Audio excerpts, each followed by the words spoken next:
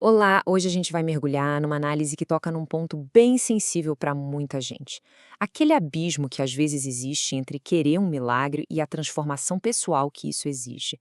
É uma reflexão sobre escolha, sobre vontade e sobre o que, no fim das contas, significa ter um caminho de fé. Bom, vamos direto ao ponto. A fonte que a gente está analisando hoje não começa com uma resposta pronta, não. Ela começa com uma pergunta fundamental. Uma pergunta que Jesus fazia sempre e que, olha, nos desafia até hoje. Assim, de primeira, a pergunta parece meio óbvia, né? Lógico que alguém que está sofrendo quer ser curado. Mas o texto argumenta que o buraco é bem mais embaixo. Não se trata só de um desejo vago, e sim de uma disposição real, genuína, para mudança. Vamos pensar um pouco no paralítico de Betesda. Imagina só, 38 anos na mesma situação, parado, esperando. A pergunta de Jesus, você quer ser curado? Segundo o texto, foi um verdadeiro choque contra aquele conformismo todo. Foi algo que forçou uma decisão, que disse: e aí? Você está mesmo pronto para abandonar essa realidade que já conhece há quase 4 décadas? E é isso que nos leva para o coração da discussão aqui. Essa distância enorme entre só querer uma ajuda e, bom, participar de verdade da própria transformação. Vamos ver como a fonte descreve isso. E aqui está o dilema, colocado de uma forma muito clara. De um lado, o desejo pelos benefícios, né? A cura, a solução para os problemas, a provisão. Do outro, o que isso realmente custa, se submeter, mudar de vida e entregar o controle. O texto define isso de um jeito genial, é querer o efeito de Jesus sem o governo de Jesus. O exemplo do cego de Jericó é perfeito para ilustrar isso. A capa dele era, na prática, a identidade dele de mendigo. Na hora que ele joga a capa fora, antes de ser curado, ele está fazendo uma declaração de fé absurda. Ele agiu como se a cura já fosse realidade.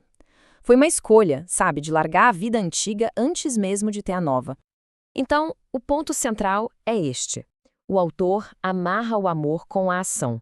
Não é só um sentimento. A obediência nesse contexto não é um legalismo frio, de jeito nenhum. É a prova, a evidência natural de uma entrega que é voluntária, que vem do amor. A prova do amor está na atitude. Com essa base bem montada, a análise fica mais profunda. Ela usa um estudo de caso da Bíblia que é poderosíssimo para ilustrar esse dilema nos nossos dias. A igreja de Laodiceia, lá do livro do Apocalipse. É muito importante a gente entender o que Laodiceia representa aqui. A fonte usa essa igreja como um grande símbolo. Um símbolo de uma fé que, por fora, parece que tem tudo, riqueza, independência, mas que, por dentro, está espiritualmente no vermelho. Um alerta direto para os nossos tempos, sem dúvida. E a partir daqui a fonte identifica três condições, três sintomas bem específicos dessa mentalidade de Laodiceia que acabam servindo como um espelho para a fé de hoje em dia. Vamos dar uma olhada em cada uma. A primeira condição é a tal da cegueira espiritual. E segundo o texto, ela é perigosa porque nasce justamente do nosso sucesso, da nossa sensação de que a gente se garante. Olha só que contraste brutal. A pessoa se olha no espelho e pensa, tô rico, tô bem, não preciso de nada. Mas a avaliação de Cristo é o oposto, infeliz, miserável, pobre, cego e nu.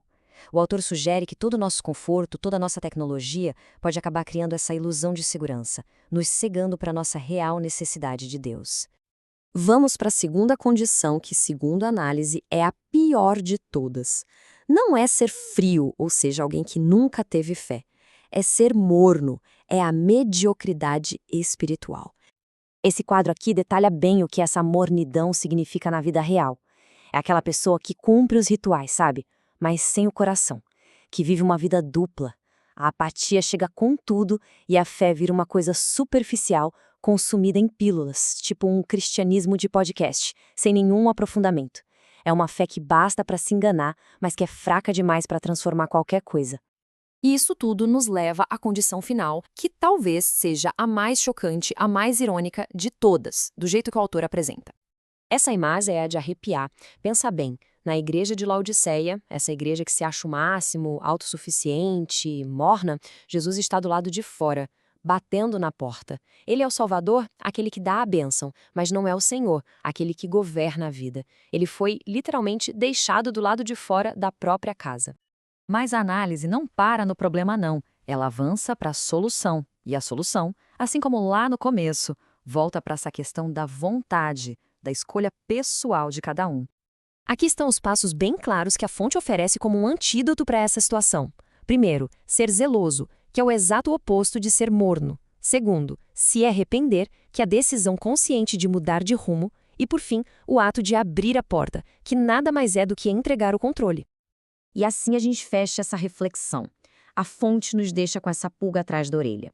A ideia de que a grande questão não é só acreditar que Jesus existe, mas sim se a gente está disposto a ceder o controle da nossa vida. A pergunta final, então, fica no ar. O que significa, de verdade, na prática, abrir a porta? A escolha, como o título sugere, é de cada um.